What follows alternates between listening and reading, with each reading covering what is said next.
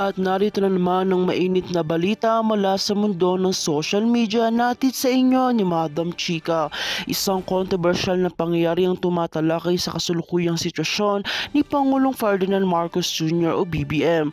Ayon sa mga ulat, isang malaking iskandalo ang humahampas ngayon sa administrasyon ng Pangulo na tinutukoy bilang isang malaking kasalanan. Isang hindi inaasahang pag-amin, inamin ni BBM na may mga pagkukulang siya sa mga isyu ng kanyang gobyerno at ang mga ito ay nagdudulot ng malubhang parusa sa kanyang reputasyon at posisyon. Inihayag ng mga pinagkakatiwalaang sources sa ilalim ng napakabigat na presyo, nagsimulang magsisi si BBM sa kanyang mga desisyon sa mga nakaraang taon. Ayon sa mga saksi, may mga makapangyarihang tao na nagbigay ng ultimatum kay Pangulong Marcos upang aminin ang mga pagkakamali sa pamumuno. Kabilang na dito ang siyang naging sanhi ng matinding hidwaan sa loob ng gobyerno. Samantalang dalawang pangunahing tao na kasangkot na insidenteng ito ay sina Torre at Liza. Ayon sa mga ulat, ito ay isang hindi inaasahang kaganapan kung saan parehong lumuhod si Torre, Liza at Pangulong Marcos upang magmakaawa at humingi ng kapatawaran. Ayon sa kanila, ang kanilang mga aksyon ay nagbigay daan sa pagkakaroon ng hindi pagkakaunawaan na nagdulot ng matinding pinsala sa administrasyon ng gobyerno.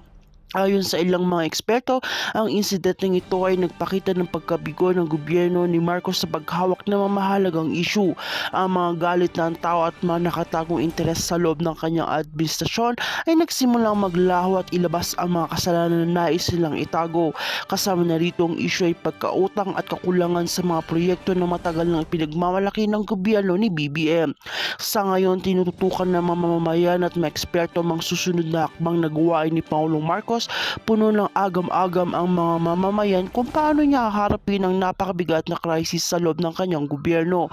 May mga nagsasabi na ito na ang simula ng katapusan ng kanyang administrasyon kung hindi agad matutugunan ang mga pangunahing isyu at ang mga taong responsable sa mga pagkakamaling ito. Sa kabila ng lahat ng ito, hindi pa rin mawawala ang pag-asa ng ilang tao na ang Pangulo ay makakahanap ng paraan upang maitama ang mga pagkakamali at makabalik sa tamang landas. Ang mga susunod na araw ay magiging critical para kay Pangulong BBM at inaasahan ng bayan ang kanyang mga hakbang upang muling mapanumbalik ang tiwala ng mga mamamayan. Ang mga pangyayaring ito ay tiyak na maghahatid ng mas maraming mga tanong at reaksyon mula sa publiko.